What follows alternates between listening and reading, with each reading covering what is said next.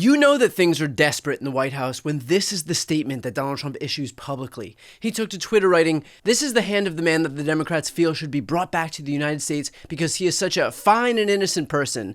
They said he is not a member of MS-13, even though he's got MS-13 tattooed on his knuckles, and two highly respected courts found that he is a member of MS-13, beat up his wife, etc. I was elected to take bad people out of the United States, among other things. I must be allowed to do my job, make America great again." And then he posted a photo of Abrego Garcia's hand showing 4 symbols and MS-13 above them. Now, there are 2 ways to read this, both of them absolute works of fiction.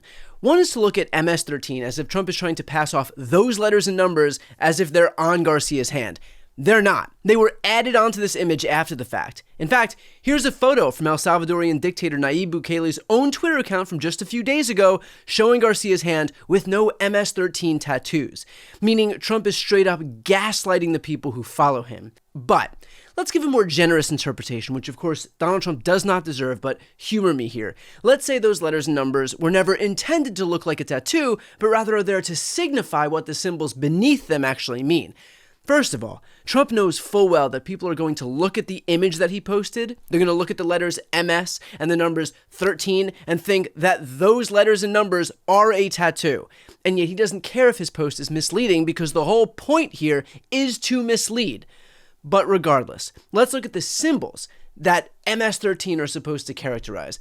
A cannabis leaf, a smiley face, a cross, and a skull. Certainly seems spooky and mysterious, only small problem, there is literally zero indication that any of those obscure symbols represent MS-13. You want to know why? Because this is what members of MS-13 get tattooed onto them. They're not looking for cute little symbols because they literally have no qualms about writing MS-13. And sometimes it's really big. I don't know about you, but I'm not exactly seeing a whole lot of discretion and subtlety when it comes to the tattoo habits of these gang members. These guys aren't putting tiny bunny rabbits and pizza slices on their fingers. It is giant fucking letters and numbers that literally just say MS-13. In fact, Oscar Martinez, the author of the book The Hollywood Kid, The Violent Life and Violent Death of an MS-13 Hitman, took to Twitter and wrote, "I covered MS-13 for over a decade, its history, crime, symbolism, cruelty, pacts with Salvadoran governments. I wrote a book about it. Never ever did any of the hundreds of sources I spoke to say anything that would allow us to believe Trump's strange interpretation of tattoos." In other words, the actual tattoos of MS-13 gang members negate the theory being floated by Trump. Experts on MS-13 don't know what Trump is talking about. And of course, all of this comes from a guy, Donald Trump, who is outright desperate to try and gain some traction among the lies that he is spewing.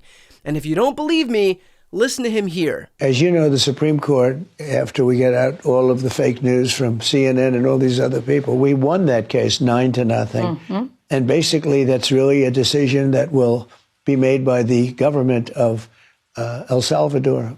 Because that's where, I assume that's the one you're talking about. Yes, he's from El Salvador. Staying there, and he's from El Salvador. So that's a decision up to El Salvador.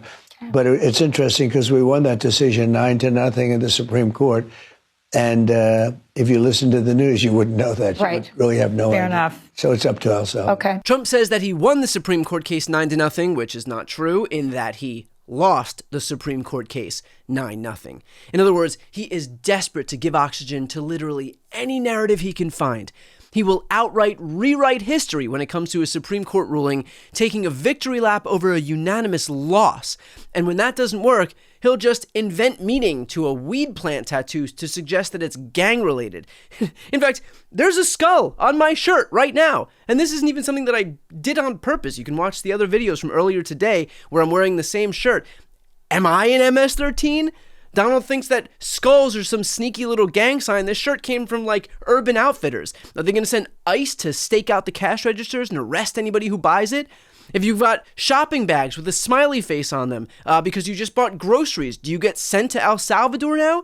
If you smoke weed or use any cannabis paraphernalia, which is legal in half the country, are you going to get shipped off to a foreign gulag? How about crosses? When does Caroline Leavitt get deported? After all, let's not pretend that that cross is anything other than a clear and obvious gang sign. If all of this sounds really stupid, then you agree Trump is desperate. The reality is that Trump and his gaggle of fascist mouthpieces are taking these big swings because they understand that the issue at the heart of this matter is that Donald Trump deported someone with no due process and is looking for any justification to keep him in that foreign prison in defiance of the Supreme Court ruling demanding his release. When I say that these are the actions of a dictator, I'm not being facetious. This isn't Donald Trump threatening to act like an autocrat. This is Trump acting like an autocrat. And that's a point I discussed with Senator Chris Van Hollen, who went to El Salvador to connect with Kilmar Abrego Garcia. So, yes, he may well try to continue to defy the court orders, right? Now they're trying to hang on this very thin reed of their interpretation. Although they admit that they have to facilitate the effort, but it's clear from the facts that they're not doing anything to implement that right now. So this is why we also have to make sure that we put pressure on from every angle.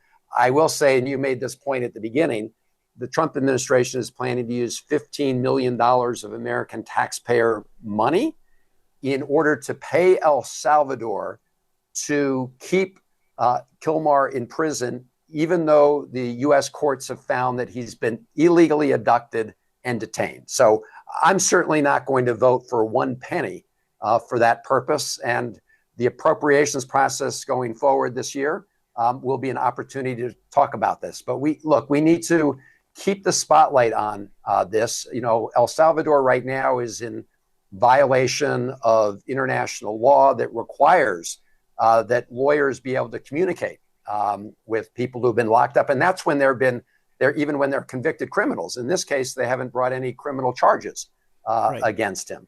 So you're right about the Trump administration's goal. They want to conflate this with their overall immigration policy. I think we need to be very clear as to what this is about. This is about protecting due process. And if you don't protect the due process of this individual, then you can forget about the due process rights of everybody else who resides in America. Because what bullies and authoritarians do is they pick on the weak link first. But this would just open the door, as it's already been open, but this would open the floodgates to tyranny in America. So look, we should absolutely expect more lies, more obfuscations, more denials, more deflections, because that's all Trump has. You've heard the saying, when the law is on your side, pound the law. When the facts are on your side, pound the facts. If neither the facts nor the law are on your side, pound the table. The table is effectively in pieces right now, which should tell you everything you need to know about the legitimacy of Donald Trump's claims. Before you go, if you enjoyed this content and you want to see more and support independent media, please subscribe to this channel. The subscribe button will be right here on the screen. But second, the reality is that we are now in a political environment where this administration can lean on any of the social media platforms to suppress certain voices if they don't like critical coverage. That means my longevity here is in the hands of a few tech billionaires who are already making it clear that they are willing to cater to this administration. To that end, signing up for my newsletter is a way for me to reach you directly if that ever becomes necessary. I'll put the link right here on the screen as well, so please sign up. It's free, but there's also an option to do a paid subscription if you'd like to support me and my team. I really appreciate it. Thanks so much for watching.